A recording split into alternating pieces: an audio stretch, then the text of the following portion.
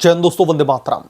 लोकसभा में विपक्ष के नेता और कांग्रेस पार्टी के सांसद राहुल गांधी को कथित ब्रिटिश नागरिकता के विवाद में कानूनी एक बहुत बड़ी राहत मिल गई है।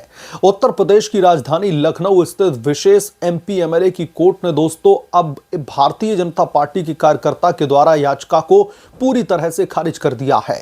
इस याचिका में राहुल गांधी के खिलाफ में ब्रिटिश नागरिकता रखने के आरोप में एफआईआर दर्ज करने और गंभीर धाराओं के तहत मुकदमा चलाने की मांग की गई थी और तमाम सारे सबूत भी पेश किए गए थे कोर्ट में, जिसमें यह कहा जा रहा था कि राहुल गांधी के पास में ब्रिटिश नागरिकता है।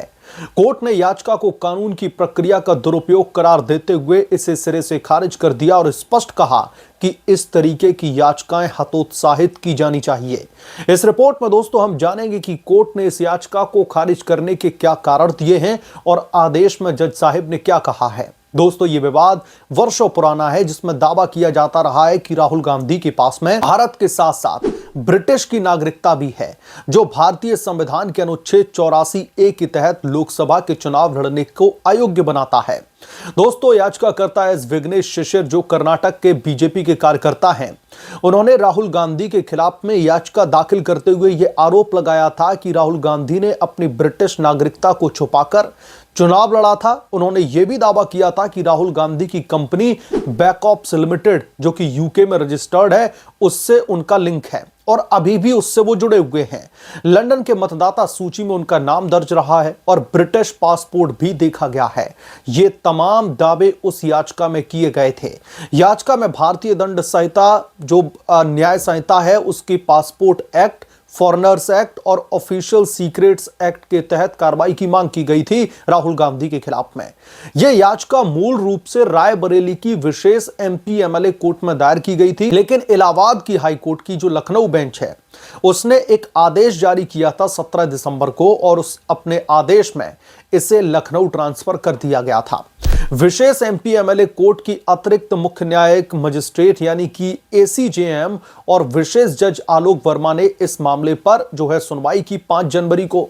उसके बाद में 14 जनवरी तक इस मामले में लगातार सुनवाई चलती है। तकरीबन 8 दिनों तक इस प्रकरण में एक लंबी जिरह देखने के लिए मिलती है और दोनों पक्षों के तर्क सुनने के बाद में उसके बाद में कोर्ट ने दोस्तों फैसला सुरक्षित रख लिया था। अब आखिरकार कोर्ट ने कल इस पर एक बहुत बड़ा फरमान जारी कर ही दिया, क्योंकि बार बार कोर्ट में जो सुनवाई चल रही थी, जो तारीख पर तारीख दी जा रही थी, कम से कम ये लग रहा था कि अब फुल एंड फाइनल इस पर कोई फैसला आएगा।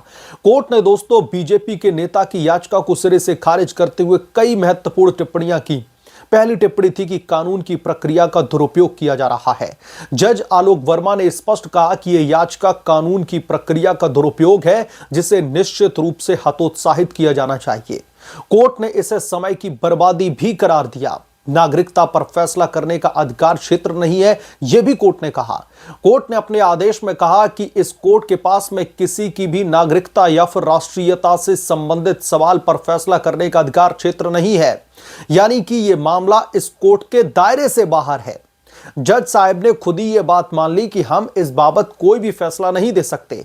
पुराने मामलों का भी हवाला दिया। कोर्ट ने टिप्पणी की कि याचिकाकर्ता ने नागरिकता से जुड़े तथ्य पहले ही हाई कोर्ट और सुप्रीम कोर्ट में पेश कर दिए, इसलिए नई याचिका में कोई भी नया ठोस सबूत नहीं दिया गया है।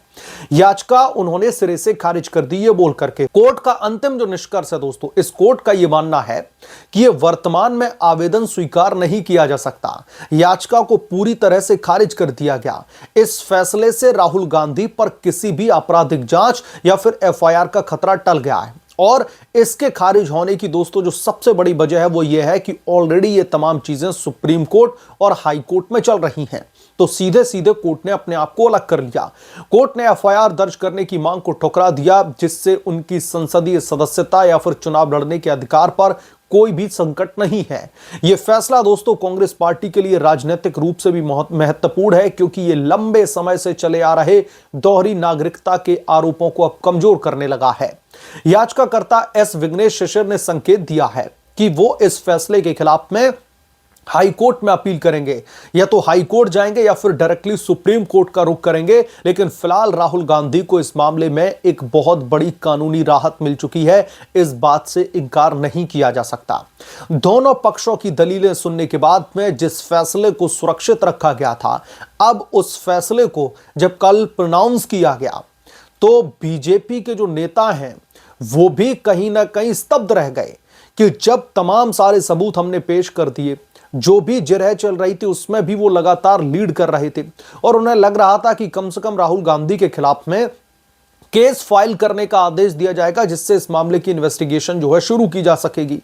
लेकिन कोर्ट ने एक लंबा गैप लिया फैसला सुरक्षित रखने के बाद में, और फिर उसके बाद में जब कल इस फैसले को देना था, ये तारीख तय की गई थी, तो जब कल इस फैसले पर जो है आकर के जज साहब फैसले को सुनाते हैं तो वो सीधे सीधे कह देते हैं कि आप कानूनी प्रक्रिया का दुरुपयोग कर रहे हैं, ऐसी याचिकाओं को हतोत्साहित करना चाहिए, ऐसी याचिकाओं के लिए इन पर सुनवाई करना मतलब कोर्ट के समय की बर्बादी है। अच्छा, एक तरफ तो जज साहब ये कह रहे हैं कि ऐसी याचिकाओं को हतोत्साहित करना चाहिए, ऐसी याचिका पर सुनवाई करना कोर्ट की समय की बर्बादी है, लेकिन दूसरी तरफ कोर्ट अपने फैसले में यह भी कहता है कि ऑलरेडी ये मामला सुप्रीम कोर्ट और हाई कोर्ट में विचाराधीन है। जो भी तथ्य आपने हमारे सामने पेश किए हैं, इसमें कुछ ऐसा नया आपने नहीं दिया है। ये तमाम सबूत, तमाम एविडेंस या फिर जो भी तथ्य थे वो ऑलरेडी आप सुप्रीम कोर्ट और हाई कोर्ट को दे चुके हैं। तो इसलिए इस कोर्ट के पास में ही कोई अधिकार नहीं है। जज साहब ने अपने आदेश में कहा कि हमारे पास में ऐसा कोई अधिकार क्षेत्र नहीं है कि हम किसी की नागरिकता या फिर राष्ट्रीयता को तय करें। यानी कि कोर्ट अपने आप को उस ये कह लीजिए कि जब ऑलरेडी ये मामला हाई कोर्ट या फिर सुप्रीम कोर्ट में लंबित है, तो इस वजह से कहीं ना कहीं जज साहब ने अपने आप को अलग करते हुए, जो लोअर कोर्ट है, जो एमपी एमएलए कोर्ट है, उसको अलग करते हुए इस याचिका को सिरे से खारिज कर दिया। और जैसा कि बीजेपी की कार्यकर्ता और नेता की तरफ से कहा गया कि अब वो इस मामले में फिर से सुप्रीम कोर्ट या फिर हाई कोर्ट का रुख करेंगे, वहां पर अपील करेंगे कि राहुल गांधी के खिलाफ में एफआईआर दर्ज की जाए, उनके खिलाफ में इस मामले की जो है इन्वेस्टिगेशन की जाए, और जो भी उन्होंने सबूत पेश किए हैं जिसमें यह दावा किया जा रहा है कि राहुल गांधी के पास में डुअल सिटीजनशिप है, यानी कि दोहरी नागरिकता है, भारत के साथ साथ उनके पास में ब्रिटिश की नागरिकता भी है। उन्होंने एक कंपनी के रजिस्ट्रेशन की भी बात कह डाली, वहां की मतदाता सूची में भी नाम की बात कह डाली। तो बहुत सारे उन्होंने तथ्य पेश किए थे, लेकिन फिलहाल उन्हें कोर्ट से बहुत बड़ा झटका लगा। और राहुल गांधी को अगर हम देखें तो राजनीतिक तौर पर एक बहुत बड़ी राहत मिली है। वो बात अलग है कि हाई कोर्ट या फिर सुप्रीम कोर्ट में कुछ और भी हो सकता है, एमपी एमएलए कोर्ट के फैसले को पलटा भी जा सकता है। जिस याचिका को खारिज किया गया उस याचिका को वहां पर एंटरटेन भी किया जा सकता है, और हो सकता है राहुल गांधी के खिलाफ में कोई कार्रवाई का आदेश भी आ जाए। लेकिन फिलहाल कांग्रेस पार्टी के लिए यह बहुत बड़ी राहत की खबर है एमपी एमएलए कोर्ट से, क्योंकि लगातार इस तरीके की चर्चा राजनीतिक गलियारों में चल रही थी कि अगर एमपी एमएलए कोर्ट का फैसला राहुल गांधी के खिलाफ में आता है, अगर उनके खिलाफ में एफआईआर दर्ज करने की बात कही जाती है, तो इस मामले पर जब ट्रायल शुरू होगा तो ऐसे में राहुल गांधी की लोकसभा की सदस्यता को बहुत बड़ा खतरा जो है पैदा हो सकता है। राहुल गांधी के लिए एक बहुत बड़ी मुसीबत आ सकती है। लेकिन फिलहाल कोर्ट के इस आदेश ने कांग्रेस पार्टी को बहुत बड़ी राहत प्रदान की और कहीं ना कहीं भारतीय जनता पार्टी के कार्यकर्ता और नेता को आईना दिखाया है कोर्ट ने कि इस तरीके की याचिकाओं पर हम सुनवाई नहीं कर सकते। ये सीधे तौर पर कानून की जो कोर्ट के समय की बर्बादी है, और ऐसी याचिकाओं को हमें हतोत्साहित ही करना चाहिए।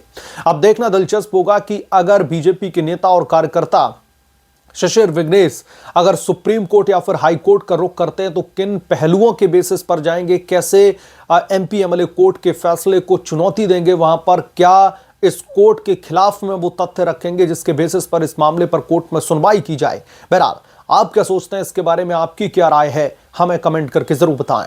जल्द मिलूंगा किस दूसरे बड़े अपडेट के साथ में, तब तक के लिए धन्यवाद। अगर आप लोग चैनल पर नए हैं तो प्लीज चैनल को सब्सक्राइब करें, साइड बने बेल आइकन को जरूर प्रेस करें, ताकि जब भी मैं कोई बड़ी खबर लेकर आऊं तो इसकी जानकारी सबसे पहले आपको मिले।